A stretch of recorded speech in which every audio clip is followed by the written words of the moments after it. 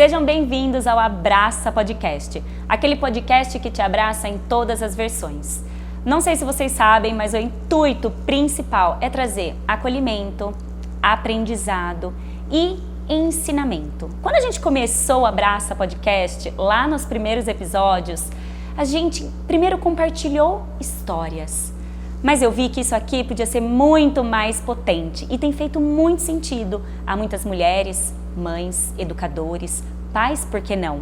E foi aí que o podcast também se desenvolveu e hoje estamos onde estamos. E o que eu quero contar para vocês hoje é, estamos no Spotify com o Abraça Podcast, estamos no YouTube e eu preciso que vocês se inscrevam. Por quê? Para vocês saberem dos episódios em primeira mão, saberem das novidades em primeira mão, como por exemplo, o lançamento da minha marca. Então não sei se vocês sabem, mas hoje eu tenho a minha marca. A Rafa Bertolotto virou uma marca que abraça as versões. Eu tenho a minha joia, que é essa daqui. Eu tenho a essência que ela abraça todas as versões. Ela tem alecrim, ela tem limão e ela tem várias coisas que eu não vou desvendar todos os segredos. E traz aconchego, acolhimento, doçura, é tudo que nós precisamos. Agora, eu quero comentar com vocês que eu estou com uma convidada muito especial. Isa Tegon, seja bem-vinda ao Abraça Podcast. Nada, é uma honra gigantesca estar aqui com você. Tô amando todos os episódios e eu assisto todos. Ai, que bom. E me senti muito honrada em estar aqui. Obrigada. Obrigada eu. Bom, mas antes disso, produção, que número que é o episódio de hoje? 9! Gente, a gente já está no 9º episódio.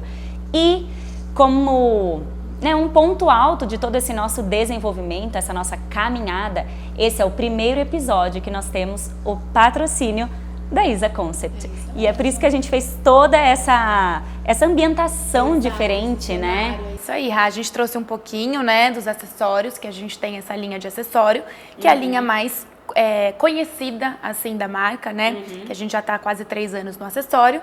E estamos há nem um mês nas roupas, a Rafa está estou toda de Isa Concept hoje.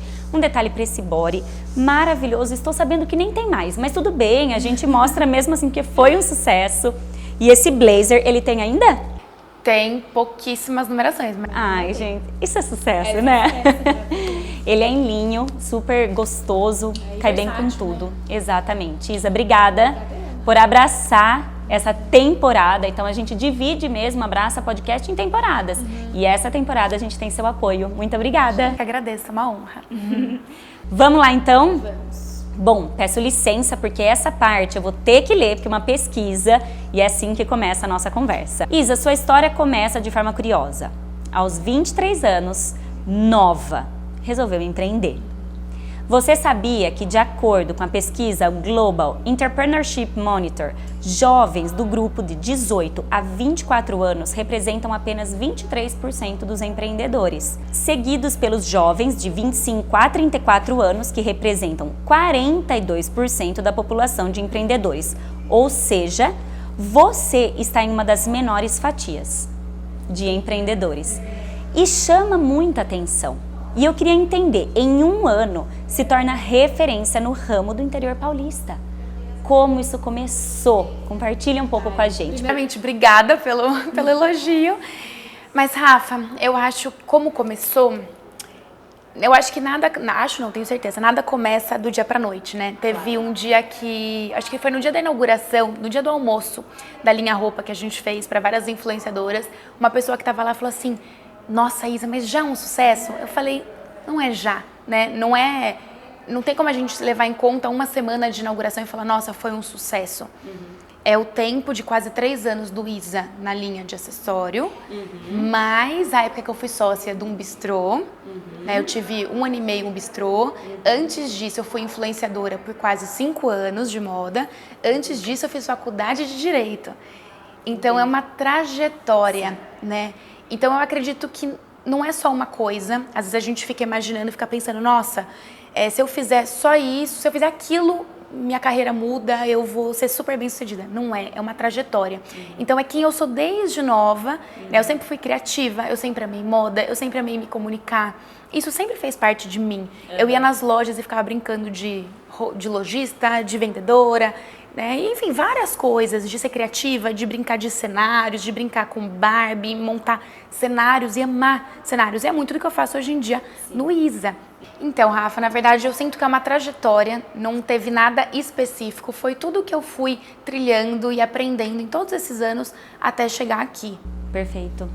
Isa, conta um pouco pra gente como é essa sua história com o empreendedorismo. O que te levou para este caminho? Tá. É muito engraçado porque eu nunca me imaginei empreendendo. Eu sempre tive uma barreira, só que ao mesmo tempo eu sempre fui empreendedora sem saber que eu era. Porque às vezes a gente coloca o empreender numa caixinha. Eu acho que hoje em dia menos. O empreender mudou muito. Mas antes, quando a gente pensava no empreendedor, a gente pensava numa pessoa, numa sala, escritório fechado, de uma empresa enorme. Né? A gente, não sei, mudaram-se os tempos. Sucesso, alguma coisa que começa que abdicava da já. família, né? Que era workaholic, que não tinha saúde física, mental, emocional. Então eu nunca pensei em empreender tendo em vista esse cenário do empreender. Mas quando eu olho para trás, eu vejo que eu sempre fui uma empreendedora. O empreender sempre esteve comigo. Legal. Mas como começou, né? Quando eu era novinha, nunca pensei em empreender. Eu sempre fui muito boa na escola, então eu tinha facilidade em várias matérias. E aí, na hora de escolher qual caminho eu ia seguir, eu fiquei muito na dúvida, porque ainda mais naquele momento não era tão aberto como é hoje, né? Nossa. Não tinha tantos cenários, tantas possibilidades como tem hoje. Então era, para ser bem sucedida eu tenho poucas opções. Ser advogada, médica, engenheira. Era basicamente essas 3 carreiras. E aí eu sempre gostei mais de humanas. Então eu fiquei bem na dúvida entre psicologia e direito e fui para direito. Passei de primeira com 17, fui morar em São Paulo, fiz PUC São Paulo, entrei e eu ia bem. Como eu ia bem, estudava, eu achava que eu ia ser bem sucedida. E daí eu comecei a pegar sonhos da família, dos amigos, da sociedade para mim. Então na minha cabeça eu ia ser juíza ou procuradora. E comecei a seguir esse caminho. E fiz estágio na Procuradoria da Fazenda, em tributário. E assim eu fui seguindo. Isa, uma pausa. Olha como é a vida, né? A gente... É isso que você falou. Pega os sonhos dos outros. O que falam da gente. A gente internaliza e acha que é isso que a gente gosta de fazer. É isso mesmo. É isso, a gente não consegue pensar por nós mesmos, né? Às vezes a gente... E não é por mal, assim, não é... Às vezes a gente pega os sonhos dos nossos pais por amor, né? Porque a gente admira eles e fala, eles sabem o que é melhor pra nós. E eles querem o melhor, mas né, tem a visão deles, do que eles passaram.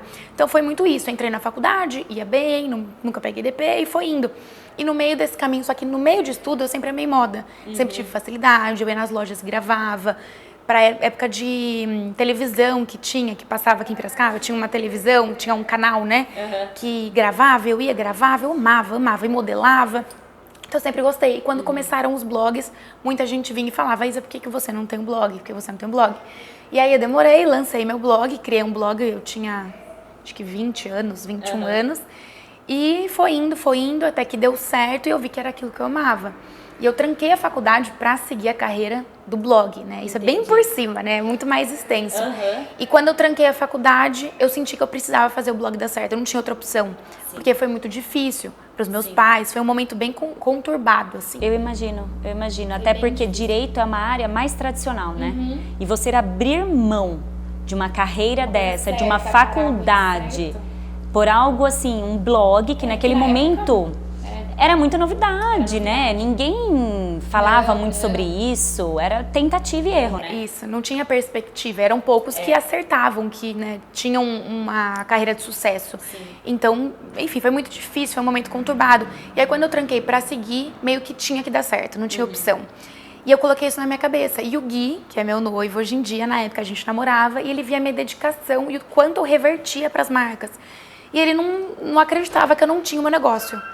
Ele sempre foi empreendedor e ele falava, como que você não tem o seu negócio? Você divulga para tantas pessoas e como que você não divulga para você? E ele queria que eu empreendesse. Mas eu não queria, porque acho que como eu coloquei na minha cabeça que eu precisava dar certo como blogueira, eu não tinha outra opção. E também na época não se tinham cases de blogueiras e empreendedoras. A BNV era bem pequenininha na época, ela não era o que é hoje. A gente não tinha Boca Rosa, a gente não tinha essa quantidade de mulher que nos inspiram hoje. Por exemplo, você tem a Green e agora você tem outros caminhos. Antes não tinha isso, antes era muito engessado. Ou você é influenciadora ou você tem produtos. né? Não tinha muito ter produto, ser influenciadora, parecia algo muito distante uma coisa da outra, né? E aí o Gui tentava e eu não, e eu não queria, não me via. Porque também na minha cabeça, empreendedor era naquele lugar fechado, no escritório fechado, eu não queria isso, eu queria liberdade. E aí, de tanto ele ficar na minha cabeça, eu comecei a abrir meus horizontes e um dia eu assisti um documentário daquela Chiara, eu nunca sei pronunciar o sobrenome dela, acho que é Ferragni, que ela é blogueira, né, influenciadora italiana, super bombada. E ela tinha acabado de abrir uma marca dela, e no documentário ela fala sobre isso. E ali eu vi. Porque, e eu acredito muito assim, quando a gente vê outras pessoas de sucesso chegando a lugares que nunca foram alcançados, a gente vislumbra aquilo e aquilo se torna acessível. Né, se torna mais palpável. Sim, é possível. É possível. Você fala, opa, se ela chegou, eu também chego. Então aquilo abriu meu horizonte. Eu falei, então eu posso ser influenciadora, eu posso ter meu negócio. E aí eu comecei. E aí quando a gente foi pensar o que abrir, a ideia do Gui era roupa. Porque eu sempre fui influenciadora de moda. É o que eu mais sabia fazer, gravar roupa. Eu bato o olho numa roupa, eu já sei se aquilo cai bem, se não cai. Porque são anos provando. Só que eu tinha muita resistência, porque eu queria algo de muita qualidade. E roupa é mais delicado. E aí, nisso tudo, me veio muito forte que o ramo era acessório. Porque eu tinha alergia, né, de acessório. Eu tenho alergia a acessórios no geral. Porém, na verdade, é o níquel. Eu achava que era acessórios no geral, mas eu descobri que era o níquel. E naquela época não se falava em níquel. Então, quando eu descobri que minha alergia era ao níquel, eu chegava nas lojas e perguntava, tem níquel? Ninguém sabia. Rafa, tipo assim, é ninguém. Parece que hoje em dia, todo mundo, né? Hoje em dia todo mundo fala. Se fala muito mais, não mas se falava. Alguém abriu esse assunto. Exato. Essa é a questão. Exato. E na época não se falava, não tinha. Eu perguntava, tem níquel? É hipoalergênica. Eu falei, então, ou seja, tem uma lacuna no mercado. Então, eu tinha uma lacuna no mercado, ao mesmo tempo eu era influenciadora e eu tinha um contato de uma fábrica que fazia sem níquel, só que ela só produzia, ela não tinha varejo. Ou seja, já tinha uma porta de entrada. Eu tinha uma porta de entrada, a minha fotógrafa, né, que praticamente faz tudo. Não, galera, Redline, eu amo vocês também. Mas a Ana... Mas a Ana que fazia minhas fotos, né, na época de influenciadora 100%, o foco dela é semijoia. Ela é muito boa na semijoia. Então eu tinha várias coisas. Então eu acho que como eu comecei a empreender, agora respondendo assim, depois de falar tudo isso, de uma forma geral, eu entendi uma lacuna que o mercado tinha, eu entendi uma dor que as pessoas tinham. Eu acho que quando você empreende, você tem que solucionar uma dor. Né? E, com então, certeza. Eu solucionei uma dor que as pessoas tinham. Eu também tive um propósito que era ajudar outras mulheres que têm alergia, que tinham alergia, a poderem usar os acessórios que elas quisessem sem mais ter alergia. Então é uma coisa muito além, porque eu lembro, era muito difícil. Quando eu queria usar tendência, eu não conseguia. Porque era só ouro. E aí a gente não consegue viver. Não tem como, é inviável, né, financeiramente. Então, além disso... E aí eu vi oportunidades, então eu abracei as oportunidades, né? Porque às vezes a gente acaba idealizando um cenário perfeito. Às vezes, né, tô falando isso para quem tá assistindo. Às vezes você tem aí várias oportunidades num segmento que tá gritando para você empreender, para você seguir nesse caminho, mas você tá presa. Não, porque falam que esse caminho é o melhor. Siga o que tá fácil, não é que o que tá fácil, mas aproveite das oportunidades que estão aí. Eu acredito muito que o universo mostra o caminho que a gente tem que seguir, né? Então, assim, de uma forma bem geral, eu comecei empreendendo assim. E antes disso, na verdade, o Isa era para ter surgido em, acho que comecinho de 2020, que foi quando chegou a pandemia. Só que nesse tempo surgiu a oportunidade da gente comprar um bistrô. Entendi.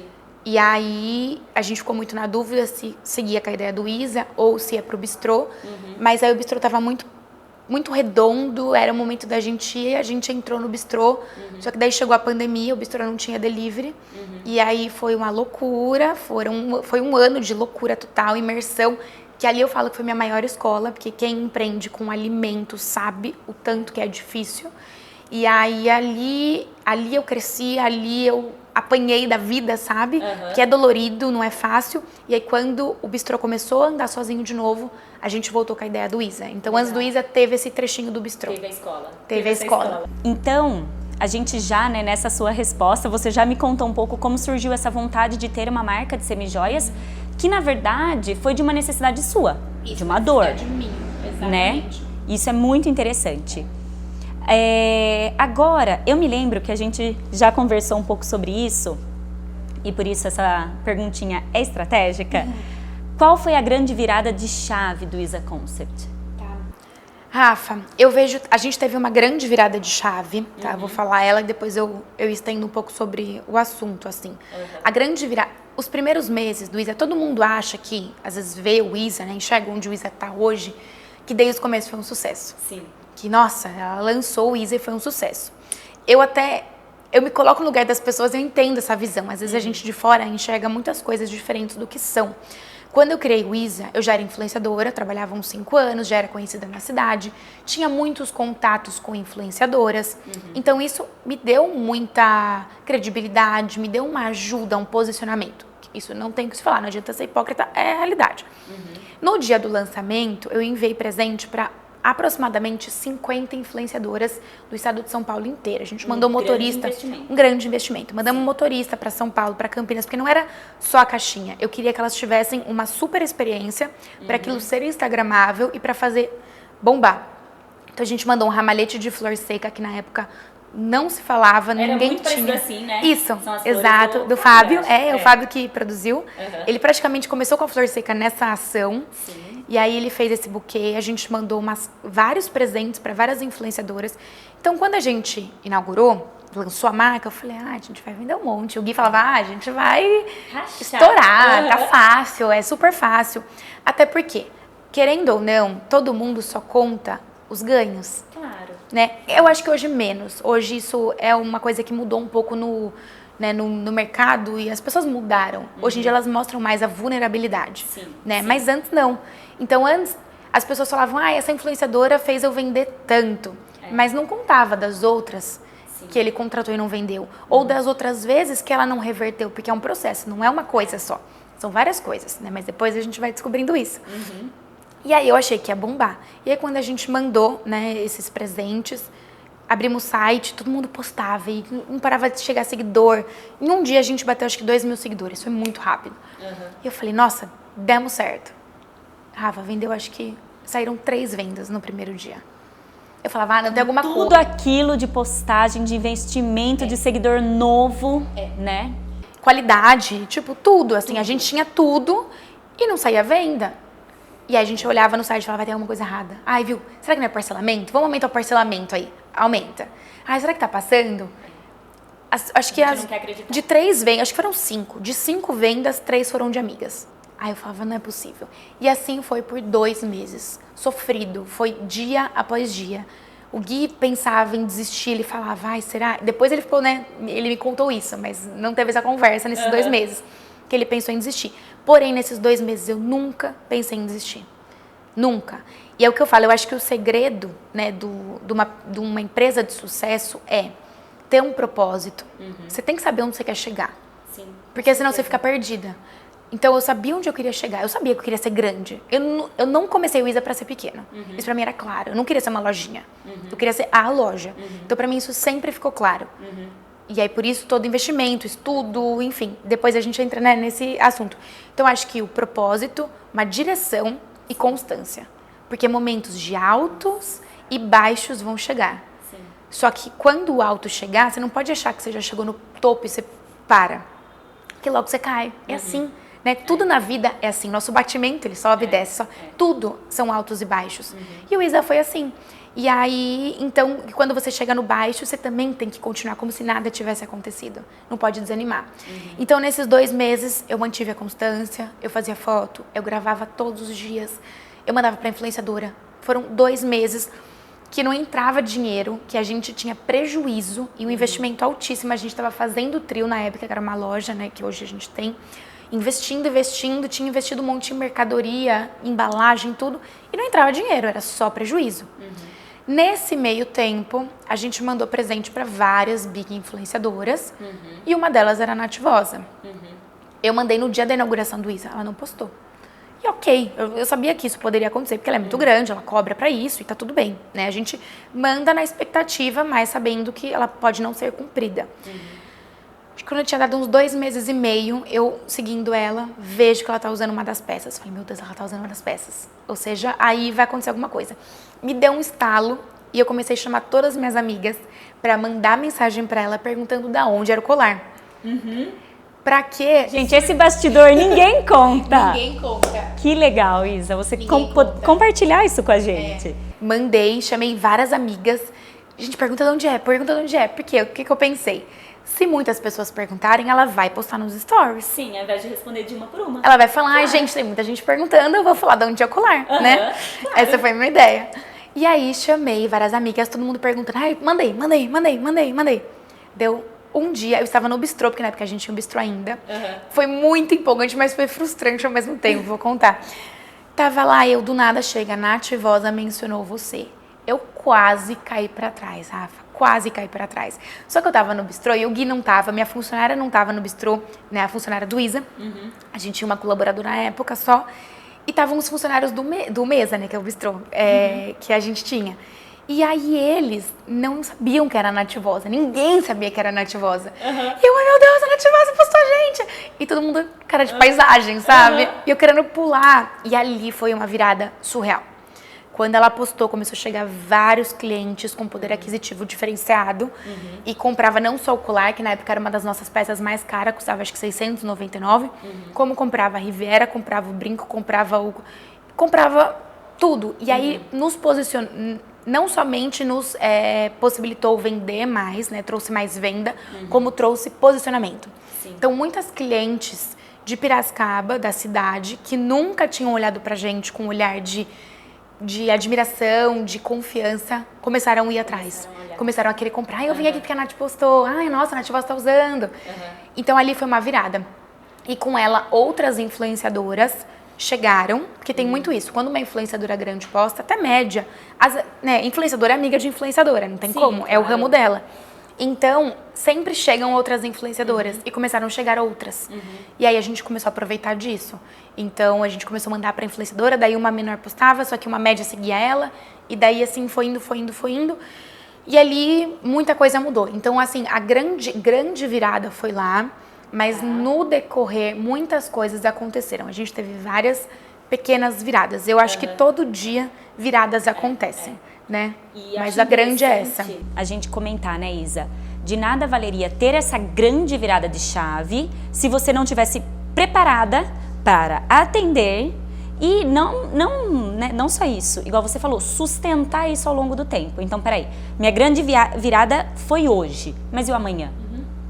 Poxa, amanhã acabou, o negócio já ficou morno, mas você tem que continuar. É isso. E é aí que você foi aproveitando de todas essas pessoas que chegaram novas. Então, assim, para uma menina de 23 anos ter essa maturidade, eu acho que é por isso, né, retomando um pouquinho a questão do jovem empreendedora. Uma pessoa que sempre esteve ali, alerta em tudo. Então, o trabalho de influenciadora trouxe esse conhecimento que te fez falar, poxa, vou mandar para minhas amigas, mandem, vamos perguntar, me ajudem nisso, para fazer o negócio girar. É isso. Ao invés de ficar sentada se lamentando que nada nesse mundo dá certo pra mim, né? Mais ou menos sobre isso, né? Exatamente isso. Obrigada, viu, por explicar tudo pra gente. Isa, agora vamos lá. Vamos pensar na prática. Pra quem tá lá em casa, que espero que estejam com papel e caneta, porque isso aqui é uma aula de empreendedorismo e que muita coisa pode aprender, não só para quem é do seu ramo, para todos os ramos. Então eu, Rafaela, tô aqui, eu aprendo muito com você também, sabe? Eu sou do ramo de vestuário, hoje eu tenho minha joia, hoje eu tenho a minha essência, mas eu aprendo muito com você, então eu acho que é sobre isso, né? O Abraça Podcast é aprendizado contínuo. E eu queria que você compartilhasse. Você não estudou administração de empresas, vamos falar a verdade. Não estudei, né? E tá tudo bem. Mas como que você se nutriu desse conteúdo do empreender? Como foi isso? Rafa, eu acho que isso tá até ligado, a resposta que eu vou dar tá até ligada ao que você acabou de falar. Que, na verdade, a gente não precisa se inspirar. Um exemplo, eu tenho uma loja de semijoia. Eu não tenho que ficar consumindo conteúdo só de semijoia. Na verdade, eu acredito que muito pelo contrário. Sim. Porque senão você vai fazer mais do mesmo. Sim, corretíssimo. Então, quanto mais conteúdo diverso você absorve, mais você se nutre. É que nem estudar. Quanto mais você estuda, mais informação você tem dentro de você. Sim. E eu acho que hoje em dia a gente vive numa era que a gente precisa saber um pouco de tudo. Por quê? Por exemplo, se eu vou abrir uma loja de semijoia, eu vou falar, não, é semijoia, eu preciso saber só sobre banho? Não, não é só sobre banho, você tem que saber de... Talvez o que menos você tem que saber de banho, né? Não é menos, mas você tem que saber de muitas coisas. Sim. Então, eu acho que o que eu levo, assim, o que me fez entrar nesse ramo de empreender foi sempre ter sido curiosa. Sim. Ser curiosa e estar atenta. Eu sou uma pessoa muito atenta, até demais, às vezes, porque isso me dá um pouco de ansiedade, assim, de ver lacunas. Então, um exemplo, eu te dei um colar, né, pra você colocar. Esse colar tava aqui. Eu falei, mas tá faltando um colar aqui. Sim, entendi. Então, são detalhes. E você entender isso nos lugares que você tá, ao invés de fazer dessa forma, ela poderia fazer dessa forma. Sim. E eu acho que são duas coisas, é ser curiosa e consumir conteúdo. Porque quando você consome conteúdo, conteúdos gerais, tá? Não, eu trabalho com moda, eu preciso consumir conteúdo só de moda. Não, consuma conteúdos num geral. Isso vai te nutrir como pessoa. Então, isso ajuda muito, porque o empreendedor, ele não é administrador.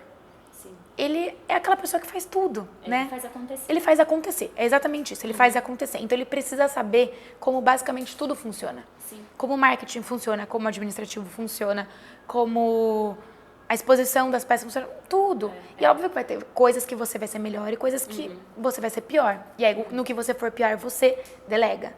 Eu comecei empreendendo, eu acho que de duas formas, né? Duas coisas foram muito importantes para eu empreender. Ser curiosa e consumir conteúdo. Então, se você quer começar a empreender, seja curiosa, pergunte, fique atenta. Tem alguém que você admira? Algum concorrente futuro que você deseja que se torne seu concorrente? Porque eu tive isso. Quando eu abri o Isa, eu tinha minha listinha de concorrentes que eu sonhava. Na verdade, era de empresas que eu sonhava em um dia concorrer. Porque seu concorrente é aquele que entrega a mesma qualidade que a sua, no mesmo preço e atende o mesmo público. Esse é seu concorrente direto, né? Então, assim, tinha empresas nível nacional que eu sonhava, né? Marcas de semijoia que eu falava, um dia eu quero concorrer com essa daqui, um dia eu quero ser concorrente dela. Sim. E pra mim era claro. E eu me inspirava, e eu ficava atenta. Sim. E no começo, eu não tenho problema nenhum em falar isso, porque eu acho que isso é se inspirar. No começo, eu comprava, antes, né, de criar o Isa, eu cheguei a comprar dessas marcas pra entender, ver como que era o atendimento. Sim. Ah, o atendimento dessa não é bom. Ah, então o meu vai ser bom. Então aqui ela tem uma lacuna, eu vou suprir essa lacuna aqui. A embalagem, nossa, a embalagem é boa. Ela faz alguma coisa diferenciada. Então, minha embalagem também vai ser boa. Vamos falar da sua embalagem? Posso só aproveitar que ela tá aqui? Gente, a Isa sempre traz inovação nas embalagens. Essa é uma delas. Né? Então tem sacolinha, tem a caixinha, tem inúmeras. Essa é uma delas que quando você apresentou, faz mais ou menos um ano. Vai fazer um ano, acho que julho. Ela surpreendeu pela parte externa, pela beleza da caixa, né? Pela sofisticação mesmo. Mas quando a gente abre, e a Laura, minha filha, ama, é um porta-joia. Opa, tá ao contrário. Então a gente vem pra cá e quando a gente abre, ela é um porta-joia. Então assim, quando você compra Isa, vai vir o brinco, vai vir o colar, tudo aqui. Mas quando você quer guardar na sua casa, você mantém ele aqui dentro. Então, a Laura, minha filha, eu também, a gente não deixa assim, não deixa tudo aqui dentro. Eu uso de porta-joia, vai viajar, abre aqui, tá tudo aqui em ordem. A Laura brinca que é uma bolsinha. Então, assim, tudo isso eu tenho certeza que foi sua pesquisa de mercado, isso aí, né? Tanto que a gente tem essa embalagem e a gente tem outra que é um saquinho de camurça. Sim. Esse saquinho de camurça, esses dias a Nativosa postou um TikTok onde era a penteadeira dela. A quantidade de saquinho do Isa que tinha, você não tem noção. Sério? Um monte. Que delícia. Esses dias outra influenciadora grande... Exato. E outra influenciadora grande também mostrou a Malu Borges, tirando um batom dentro do saquinho na bolsa dela. Meu intuito era o quê com as embalagens? E é assim com tudo, né? É ter uma embalagem que não fosse só bonita, mas que fosse funcional. Sim. Então é agregar valor para o seu produto, para o seu serviço, é pensar além. É o quê? É você sanar uma dor do seu cliente, né? E sanar também um objetivo, um desejo dele. Então ele quer ter uma embalagem legal, ele quer estar por dentro do que está ripado no momento. Mas ele também, né, tem um... Não só isso, né? Você quer chegar, se você for dar um presente, com uma embalagem dessa. Exato. Então é tudo, né? A embalagem hoje em dia é um investimento para as marcas, mas hoje ela traz um resultado incrível. Então, quando você vê de longe, você já sabe que é Isa. E daí vem as cópias, e tudo bem, porque a primeira foi você, né? Isa, legal. Agora, aproveitando, né, que a gente está nesse papo, 2 anos se passaram, começamos a ver o movimento do Isa Concept crescendo. E foi quando estourou a sua live shop. Em 2022, acho que estourou. Que você... 2021, por conta de 22, pandemia, estourou live shop, aquele crescimento. E de repente vem em 2023 vestuário. Como assim, né? A Isa abraçou o vestuário. Conta pra gente. Rafa, era pro vestuário, como eu contei no começo, ter entrado... Era pro Isa ser, né, uma loja de vestuário no começo. E é engraçado, porque mesmo no começo eu rejeitando, né, tendo esse receio, esse assunto, esse segmento sempre rondou o Isa. Grandes marcas, mas assim, grandes, já tentaram fazer collab com a gente de vestuário. Entendi. Então, marcas assim muito grandes, Linda de Morrer, Camis, várias marcas nos contataram e eu ficava, ai, será? Ia e não ia, ia e não ia, ia e não ia. E eu tinha aquele pezinho. E eu acho que, na verdade, o grande pé que eu tinha atrás era uma falta de confiança em mim. Tô abrindo isso, assim, 100% para vocês, porque eu acho que é importante a gente trazer. Porque quando eu me abro, eu inspiro outras pessoas, né, que às vezes também sentem essa falta de confiança. E aqui eu vou até fazer uma marcação, viu, Isa? Olha eu, por isso que eu falo em casa para assistir com papel e caneta. E eu acho que era essa falta de confiança, de não acreditar tanto em mim. Eu acreditava, mas eu tinha medo, porque eu tinha vários parceiros de roupa, né, de vestuário. Era uma coisa que eu sabia que eles contavam comigo. Eu tinha medo de criar esse mal-estar com eles. Eram várias coisas. Eu também já tinha um público, eu já tinha atingido um público muito legal. Eu tinha medo da roupa não ter tanta qualidade e dar esse choque com o público. Onde expor, eram muitas coisas que me rondavam ali, sabe? Sim. Quero ter qualidade, eu sempre usei coisa de marca, mas vai ter qualidade? Então eram várias coisinhas que iam me rondando. E chegou um ponto que eu vi, né? Agora a gente tá numa obra que é pertinho aqui do espaço da Rafa, num espaço gigantesco de 300 metros quadrados. Hoje o Isa atual tem 40, lá vão ser 300. Gigantesco. E aí... Tô aqui fazendo a conta. Quantas vezes mais? 6 vezes mais? 7 vezes mais? Nosso estoque do espaço novo é o tamanho do Isa atual. Então, só o estoque do Isa novo vai ser o tamanho do Isa atual. Que delícia. É um crescimento surreal. Surreal mesmo. E aí, quando tudo isso começou a acontecer, eu falei, não, tá na hora de eu deixar esse meu medo de lado e ir atrás, porque essa sou eu. E quando eu lancei a marca, criei, né, tipo, lancei roupa e tudo deu certo, lancei, eu recebi, acho que 80% das mensagens que eu recebi foi, Isa, essa é você. Porque essa sou eu. Incrível. Eu sou ligada à moda, essa sou eu. É o que eu... Pra eu fazer um provador de roupa, é assim. Pra eu bater o olho e falar, isso veste, é muito rápido. Isso faz parte de mim, é quem eu sou. Eu sempre amei moda. E assim, quando a gente fala moda, é óbvio que o acessório tá ligado, mas é muito mais roupa, né? A roupa é realmente ali o que chama atenção. Então, era muito... Eu talvez não tinha ainda me encontrado. Sabe quando a gente tá num processo? A gente sempre se encontra né, e se perde, se encontra e se perde. Eu acho que em um dos momentos eu não estava me enxergando ali, eu não estava me sentindo tanto quanto eu poderia. E aí eu falei, chega, tá na hora de ir com medo e com, né, com os anseios, mas ir. E de um geral, assim, eu acho que é isso. E é legal que você tocou nesse assunto, porque a gente entra no assunto do nosso próximo podcast, vou dar assim um spoiler, né? Que vai falar sobre a gente confiar na nossa intuição. Então a Lorena Mangabeira vai trazer um assunto muito bacana, porque muitas vezes a gente finge não escutar a nossa intuição e ela tá lá gritando. Então, né, é a roupa falando da Isa. Isa, olha pra mim, olha pra mim. E você tentou por muito tempo evitá-la, mas chegou um momento que você falou, não, gente, é isso. Vou seguir minha intuição, né? Então, só um leve spoiler do nosso próximo episódio que vai dar esse match perfeito. Isa, minha próxima pergunta que eu ia comentar com você era sobre se algo deu errado. E eu acho que isso você comentou um pouquinho, né? Muitas vezes. E eu acho que todo mundo que empreende, esses dias eu até levei isso no meu Instagram, que eu acho que é importante. Às vezes a gente vê uma empresa que já chegou lá, que ninguém chega lá, né? São momentos. Sim. Quando a gente chega, a gente tem o sonho de chegar aqui. Quando a gente chega, a gente já tem o sonho de chegar aqui. E assim vai, né? A gente nunca chega lá. Mas às vezes a gente vê empresas que na nossa visão chegaram lá e a gente acha que eles não passam por momentos difíceis. Sim. E passam.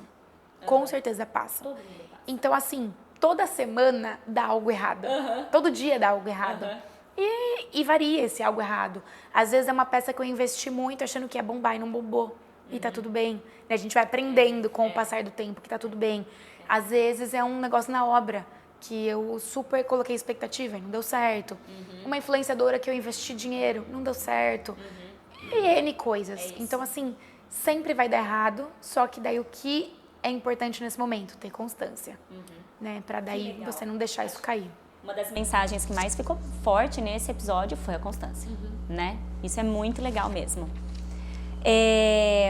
Hoje em dia, você tem alguma pergunta que quando você abre sua caixinha de pergunta, tá todo mundo lá, Isa, nananana, o que mais te perguntam, Isa? Tenho muitos empreendedores me perguntam, na verdade me escrevem falando, Isa, eu tô há 2 anos tentando, mas não dá certo, o que você faz?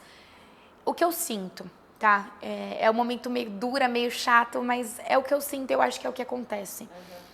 As pessoas, elas ficam sentadas, a grande maioria, tá? Sentadas na casa delas, esperando acontecer algo mágico, que elas vão sair, que elas vão vender um monte. As pessoas têm preguiça de ir atrás, de fazer acontecer, sem colocar a mão na massa. Todo dia eu tenho preguiça de algo. Todo dia eu falo, ai, eu não queria fazer isso. Ai, que saco.